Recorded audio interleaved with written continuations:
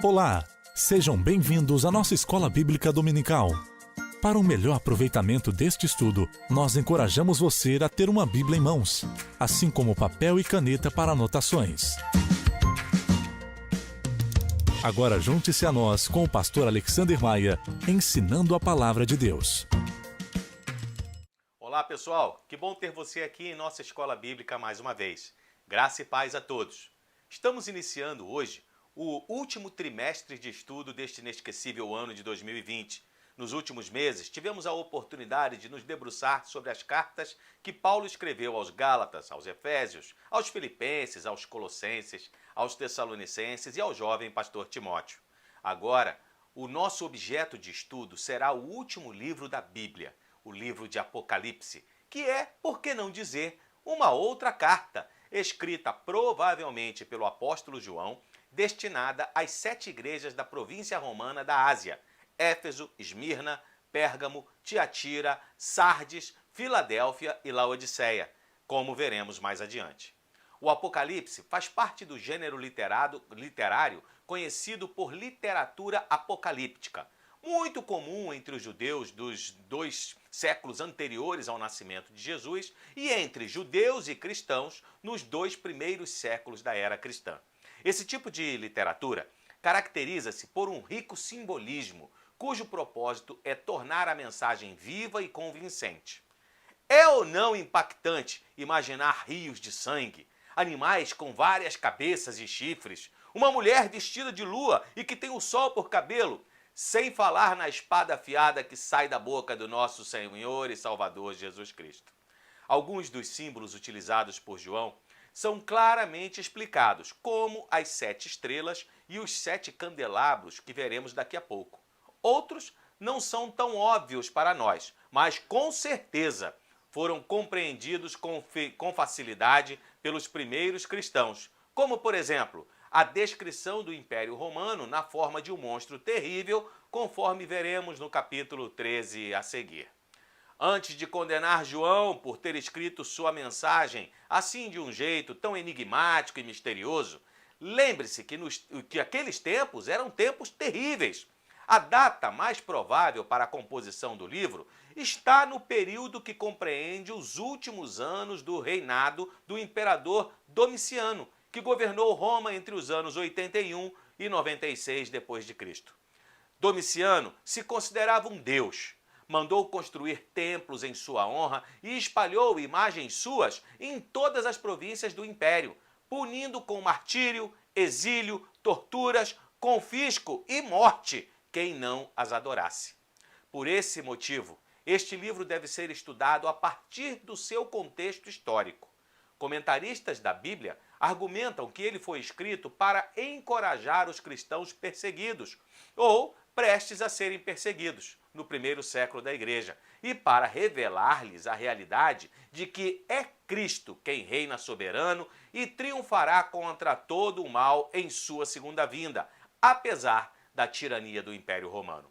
João começa o Apocalipse com a frase Apocalipse Iesu Christo, que em português seria algo como revelação de Jesus Cristo.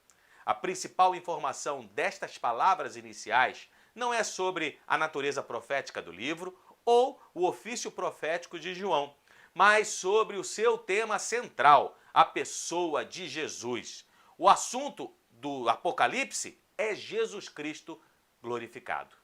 No entanto, segundo o pastor Valtair Miranda, doutor em História e em Ciências da Religião, gradativamente a ênfase saiu da revelação de Jesus e se debruçou sobre o futuro da humanidade, sobre o futuro de alguma nação específica ou sobre enigmas a serem resolvidos. As pessoas passaram a procurar no Apocalipse catástrofes e sinais escatológicos.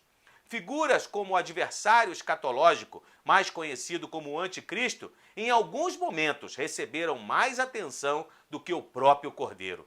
Sendo assim, não custa repetir, o Apocalipse de João não é a revelação do dragão, das bestas ou do Anticristo. É a revelação daquele que morreu como um cordeiro, mas ressuscitou e glorificado está à direita do trono de Deus. Está preparado? Então vamos lá. Apocalipse, capítulo 1, verso 1. Revelação de Jesus Cristo, que Deus lhe dera para mostrar aos seus servos o que em breve há de acontecer. Ele enviou o seu anjo para torná-la conhecida ao seu servo João, que dá testemunho de tudo o que viu, isto é, a palavra de Deus e o testemunho de Jesus Cristo. Feliz aquele que lê as palavras desta profecia, e felizes aqueles que ouvem e guardam o que nela está escrito, porque o tempo está próximo. A característica comum da literatura apocalíptica é a exposição de questões em geral desconhecidas, assim como as regiões celestiais ou os eventos do futuro, feita por alguém que recebeu uma revelação especial sobre essas coisas da parte de Deus, seja direta, seja por um intermediário, como o exemplo de um anjo intérprete. O exemplo mais marcante desse tipo de literatura, além do presente livro, é o livro de Daniel, em especial seus últimos capítulos. Mas Apocalipse é singular pelo fato da revelação ser transmitida por Deus não a um ser mortal, mas a Jesus Cristo, ressuscitado dentre os mortos e exaltado na glória. E este, por sua vez, a entregou a João, para que chegasse até as 7 igrejas. Uma mensagem de esperança e conforto. O desvendamento das coisas que vão acontecer muito em breve. E não se assuste, é exatamente isso que João quis dizer. 2000 anos seriam tarde demais. Domiciano acabará exterminando completamente o cristianismo. Mais do que nunca, aqueles crentes precisavam da certeza de ajuda num presente imediato. Isso não quer dizer, no entanto, que cada pormenor aqui descrito seja cumprido imediatamente. João não recebeu a revelação de quanto tempo levará entre o início da libertação dos cristãos e a consumação final, que se dará na segunda volta de Jesus. Embora nem ele nem os outros cristãos tivessem essa compreensão. Na província da Ásia, parte do Império Romano nos dias de Domiciano, os cristãos estavam vivendo os últimos dias, assim como nós, aqui 20 séculos depois, também estamos vivendo os últimos dias. Os últimos dias chegaram com o nascimento de Jesus, ou, como gostam de falar os estudiosos da Bíblia, foram inaugurados por Jesus na sua primeira vinda e serão consumados quando ele voltar. Devemos ter em mente o ensinamento de Pedro. Não esqueçam disso, amados. Para o Senhor, um dia é como 1000 anos, e 1000 anos como um dia. Justamente por isso, a mensagem do Apocalipse é tão atual. Estamos vivendo os últimos dias, mas não na métrica humana, e sim na medida de Deus. A saudação do verso 4 é típica das cartas daqueles dias. O escritor se identifica e se dirige às 7 igrejas da Ásia e as saúda com graça e paz. Vamos ao texto. João, às 7 igrejas da província da Ásia. A vocês, graça e paz da parte daquele que é, que era e que há de vir, dos 7 Espíritos que estão diante do trono e de Jesus Cristo, que é a testemunha fiel, o primogênito dentre os mortos e o soberano dos reis da terra. Ele nos ama e nos libertou dos nossos pecados por meio do seu sangue e nos constituiu reino e sacerdotes para servir a seu Deus e Pai. A ele sejam glória e poder para todo sempre. Amém. Só pode haver paz no coração humano depois da graça ter realizado a sua obra. A graça é operação de Deus no coração do homem, redentora e não merecida. A paz é o resultado e a condição permanente que se estabelecem após a operação da graça. A graça e paz provém daquele que era, que é e que há de vir, um conceito de Deus tipicamente judaico. João também diz que a graça e a paz provém dos 7 Espíritos que estão diante do trono de Deus e de Jesus Cristo. O que ele quer dizer com 7 Espíritos? Um dos símbolos usados no livro do Apocalipse são os números. Naqueles dias, quando a linguagem era primitiva e o vocabulário pobre, uma palavra hebraica muitas vezes tinha que ter vários significados. Nessas condições, os homens naturalmente começaram a empregar números, assim como nós usamos palavras, como símbolos da verdade moral e espiritual. Cada número representava uma ideia definida. Por exemplo, o número 1 significava unidade, aquilo que é único. O 2, fortaleza, coragem, energia redobrada. Acham que Jesus enviou seus discípulos 2 a 2 por mera coincidência? O 3 era símbolo do divino, a trindade. O mundo foi simbolizado pelo número 4, os 4 cantos da terra, norte, sul, leste, oeste e assim por diante. O 7 é o número da perfeição, do completo. A soma do 4, o mundo perfeito, e do 3, a perfeição divina. Quando João usa a expressão os 7 espíritos, ele está se referindo à terceira pessoa da Trindade, o Espírito Santo, na plenitude da sua graça e poder. A descrição de Jesus nesta doxologia é bastante rica. Em primeiro lugar, ele é o primeiro da ressurreição. Em segundo lugar, ele é o Messias de Israel, o Cristo que reina acima de qualquer rei, Domiciano inclusive. E em terceiro lugar, aquele que foi morto por nossos pecados. Como príncipe dos reis da terra, o nosso Jesus é aquele que tem autoridade suprema. A mensagem é clara. Quem dominava e ainda domina o mundo não era o imperador romano ou qualquer governante atual, mas sim o Senhor Jesus Cristo, do qual João continua a falar. Eis que ele vem com as nuvens, e todo olho o verá, até mesmo aqueles que o transpassaram. E todos os povos da terra se lamentarão por causa dele. Assim será. Amém. Eu sou o Alfa e o Ômega, diz o Senhor Deus, o que é, o que era e o que há de vir, o Todo-Poderoso. Ao falar sobre a volta de Cristo, João faz referência a 2 textos do Antigo Testamento. O primeiro é Daniel, em especial capítulo 7, verso 13, em que o profeta vê alguém semelhante ao Filho do Homem que vem com as nuvens do céu. E o segundo é Zacarias capítulo 12, quando o profeta diz: olharão para aquele a quem transpassaram e lamentarão por ele. Aquele que hoje reina soberano no céu, invisível aos olhos humanos, retornará de maneira visível. O nosso Deus é o Senhor da história. O estabelecimento do seu reino teve início com o nascimento de Cristo e será consumado em sua segunda vinda. Ele é o princípio e o fim, representados no texto pela primeira e última letras do alfabeto grego, o alfa e o ômega. O que ele começou é ele mesmo que irá terminar.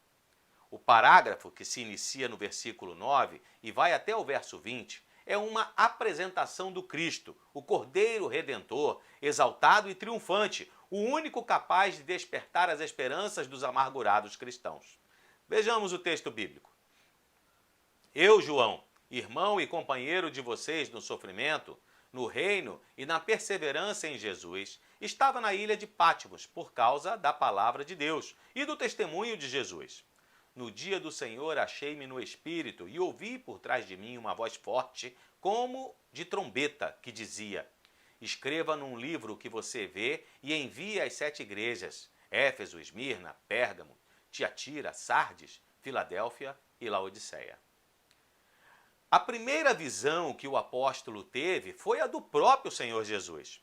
João havia sido sentenciado pelo império, fruto da perseguição movida contra os cristãos, e estava exilado na ilha grega de Pátimos, quando Jesus lhe apareceu no domingo, o primeiro dia da semana, que ficou conhecido como o Dia do Senhor, porque ele ressuscitou neste dia.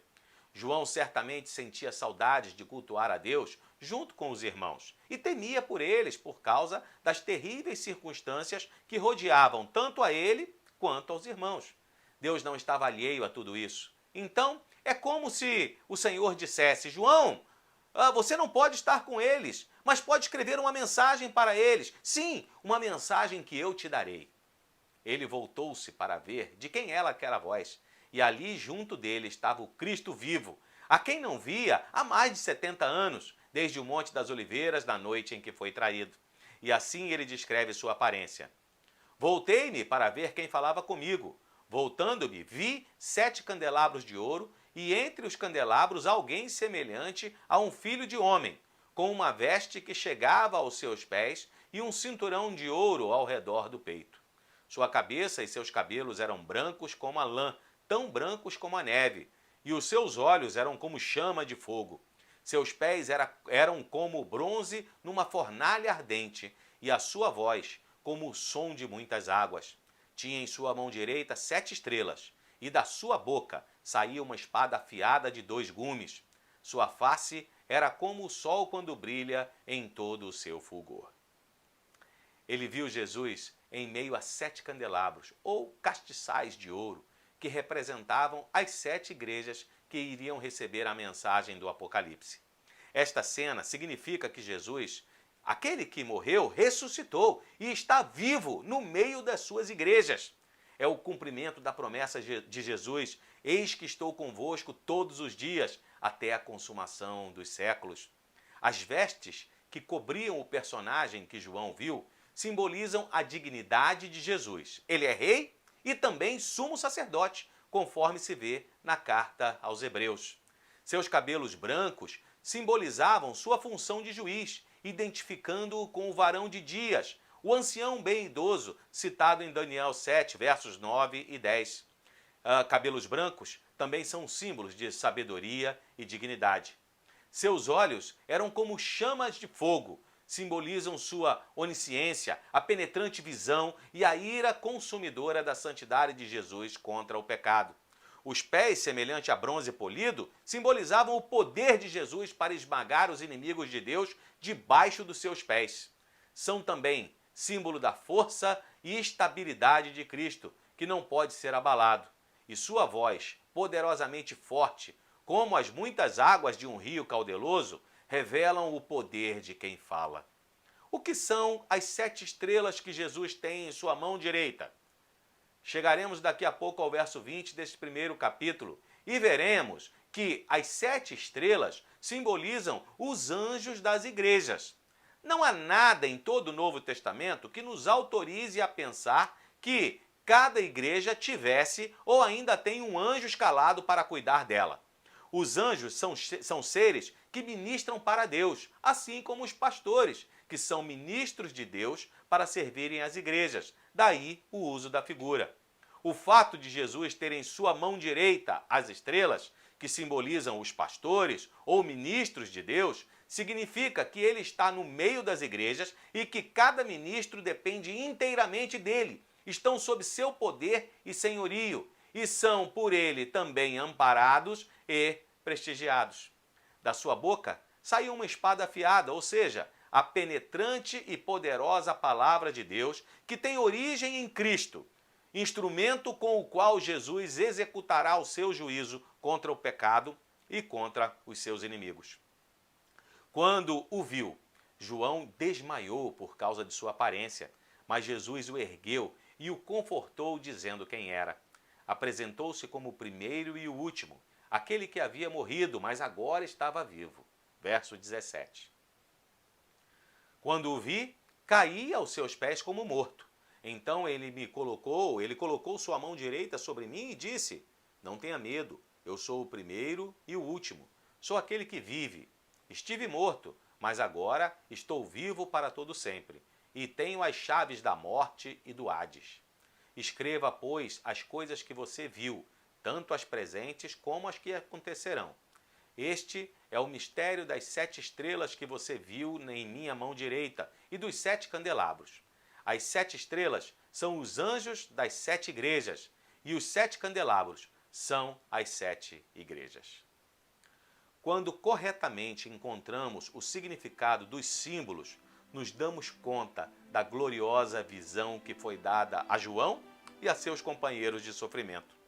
O Cristo ressuscitado, santo, majestoso, onisciente, cheio de autoridade e poderoso, está de pé no meio das igrejas e tem o controle dela em suas mãos. E diz: não temam, eu morri, mas vivo para sempre, e nas minhas mãos eu tenho as chaves da morte e do inferno.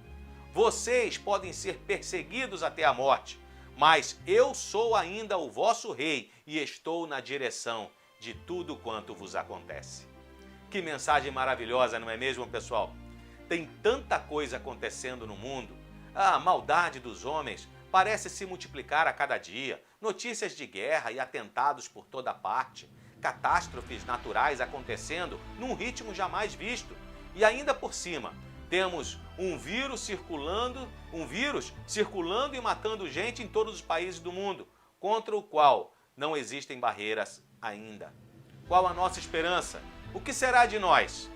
Olhar para a mensagem do Apocalipse é saber que Jesus Cristo está no controle, soberano, e que de alguma maneira tudo isso está de acordo com os seus propósitos para a nossa vida.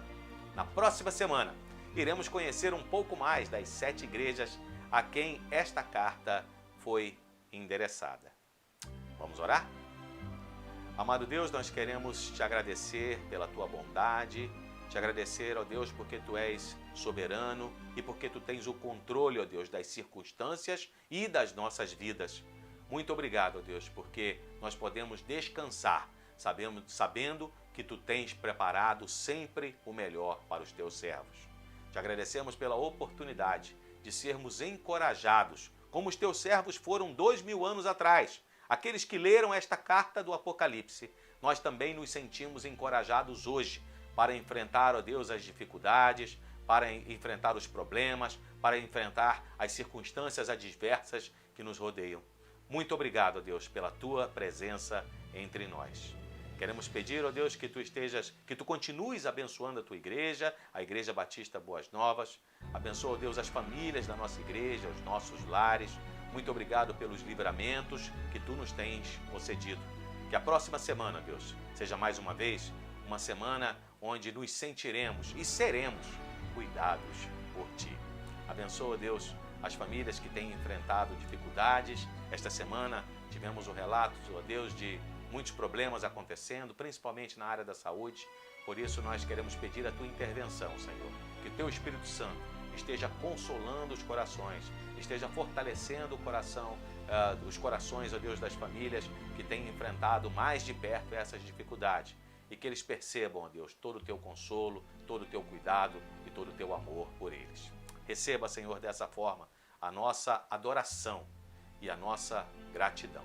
Nós oramos assim, em nome do teu Filho amado, Jesus Cristo. Amém. Muito obrigado pela sua presença. Eu espero você mais uma vez na próxima semana. Que Deus nos abençoe.